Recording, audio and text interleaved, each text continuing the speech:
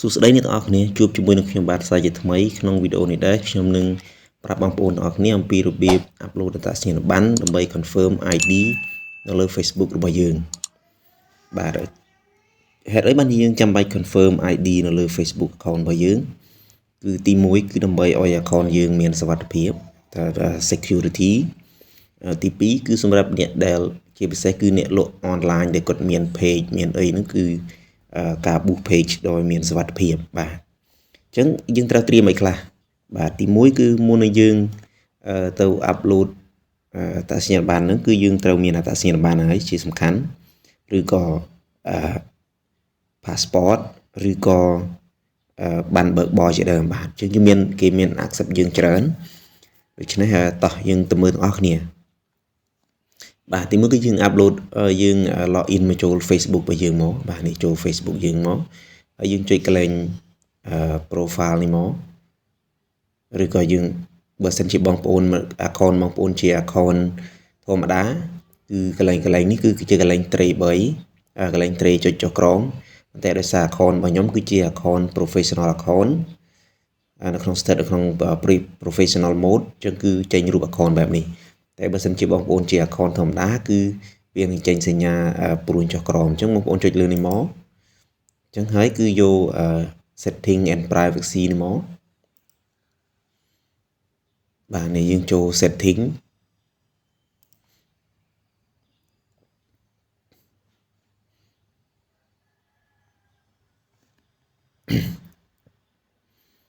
បាទនៅក្នុង setting នេះគឺយើងចូល account setting បាទនេះនៅខាងក្រោមនេះនៅខាងក្រោមគេបងប្អូននេះនៅក្នុង general account setting ឬ general នេះនៅខាងក្រោមគេបងប្អូននេះគេថា identity confirmation អញ្ចឹងគឺគេឲ្យកន្លែងឲ្យយើង confirm នៅ ID card បាទ confirm your identity to do things such as running ads about social issues elections or policies politics sorry បាទអញ្ចឹងគឺយើងចូលកន្លែង view នេះមកបាទនេះវានឹងចេញចេះបាទនេះគឺ account setting identity confirmation បាទអញ្ចឹងគឺយើងចូលកន្លែង get start នេះមកបាទអញ្ចឹងគឺមានជំរើស3ទី1គឺ none of above សួរថាជា head poll ហេតុអីបើយើងត្រូវ confirm នោះគឺមានន័យថាទី1គឺ running ad about social issue ហ្នឹងឯងelection ឬក៏ politics ទី2គឺ protect your account ទី3គឺ none of above មានន័យថាខាងលើទាំងពីរនេះមិនមែនទេអញ្ចឹងគឺថាឥឡូវយើងទៅមើល protect your account កន្លែង protect your account នេះគឺបើសិនជាបងប្អូន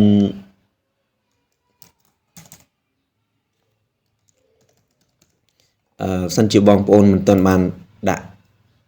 secure នៅក្នុង account បងប្អូនទេគឺជាពិសេសនេះ two factor authentication នេះមានន័យថា security យើងមានដូចជាលេខទូរស័ព្ទ confirm នៅពេលដែលយើង login ហើយនឹង authentication app ហ្នឹងគឺមានន័យថាពេលវានឹង alert យើងនៅពេលដែលយើង login នៅកន្លែងណាក្រៅពីទូរស័ព្ទដៃយើងបាទអញ្ចឹងគឺវានឹង alert មក app នៅទូរស័ព្ទដៃរបស់យើងអញ្ចឹងនេះគេហៅថា two factor authentication បាទបើសិនជាដោយសារនេះគឺខ្ញុំបានភ្ជាប់ two factor authentication ហើយវាមាន security ហើយអញ្ចឹងគឺខ្ញុំមិនចាំបាច់រើសយក option មួយនេះទេគឺបាទបើសិនជាបងប្អូនមិនទាន់បានភ្ជាប់ទេគឺបងប្អូនទៅភ្ជាប់ទៅបងប្អូនអាចមើលវីដេអូខ្ញុំបាននៅក្នុង channel Technocam គឺខ្ញុំមានវីដេអូណែនាំអំពីរបៀបភ្ជាប់ two factor authentication នេះដែរបាទ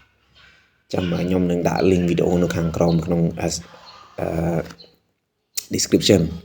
បាទអញ្ចឹងខ្ញុំត្រឡប់ទៅក្រោយវិញបើខ្ញុំ confirm រួចហើយយើងត្រឡប់មកក្រោយវិញ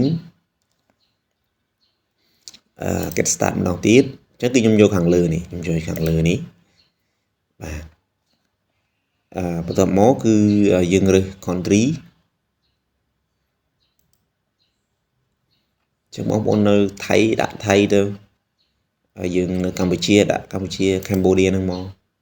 បាទអញ្ចឹងយើង get start មក are you sure you want to confirm your identity អញ្ចឹងគឺ yes មកបាទអញ្ចឹងគឺយើងទៅ upload ID យើងមកបាទ have a form notarize អត់ទេអញ្ចឹងគឺយើង upload បណ្ដោយបាទអញ្ចឹងគឺយើងចុច next មក use mobile app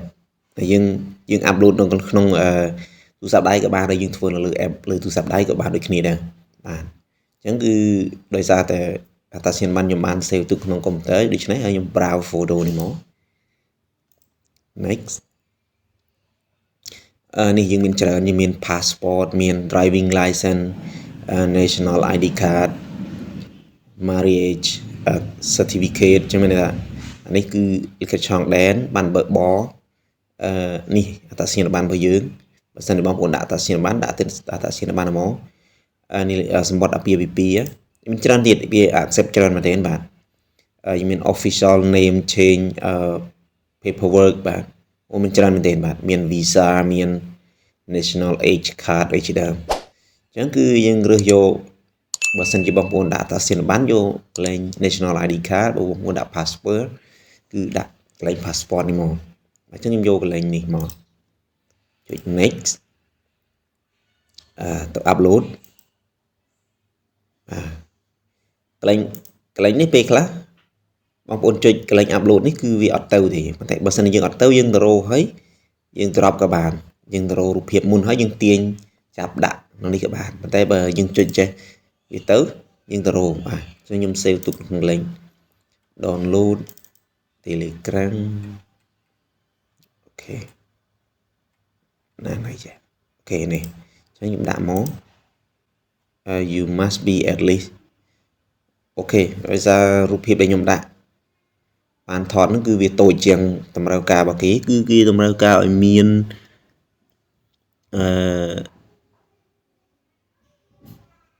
1500 គុណនឹង 1000 pixel បាទអញ្ចឹងគឺរូបភាពដែលខ្ញុំធ្វើប្រហែលជាតូចជាងអញ្ចឹងគឺខ្ញុំទៅកែរូបភាពមក plate សិនបាទឥឡូវយើងត្រឡប់មកវិញហើយដោយសារខ្ញុំកែរូបភាពហើយជាស្រ័យផងដោយសារខ្ញុំបានកែរូបភាពទុកមុនអញ្ចឹងគឺយើងតម្រូវការរបស់វាគឺ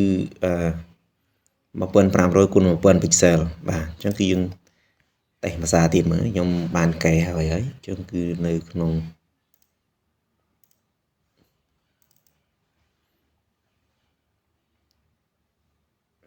ណានេះចា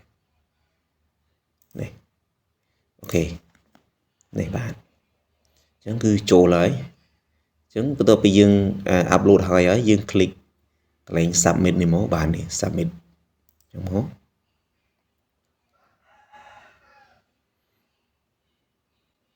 បាទសំខាន់រូបភាពបងប្អូនគឺត្រូវតែច្បាស់ថតឲ្យច្បាស់បន្តិចមកហ្នឹងហើយ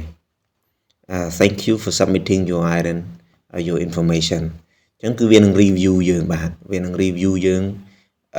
ក្នុងរយៈពេល48ម៉ោងបាទបន្ទាប់មកវានឹង send យើងnotification ដើម្បីបញ្ជាក់ថាយើងបាន update identity យើងបាទអញ្ចឹងយើងចុច finish មកបាទអញ្ចឹងគឺវានឹង load មកនេះ reviewing your information អញ្ចឹងគឺវាកំពុងតែ review ហើយបាទនេះមាន information you have submit ហើយនឹង where your information is issued បាទណែអញ្ចឹងគឺក្នុងវីដេអូនេះមានតែប៉ុណ្្នឹងទេបើសិនជាបងប្អូនមានចម្ងល់អីផ្សេងទាក់ទងទៅនឹងការ confirm identity នេះគឺសូមបងប្អូនមេត្តាជួយ comment ប្រាប់នៅខាងក្រោមវីដេអូបានបាទសូមអរគុណសូមគោរពលា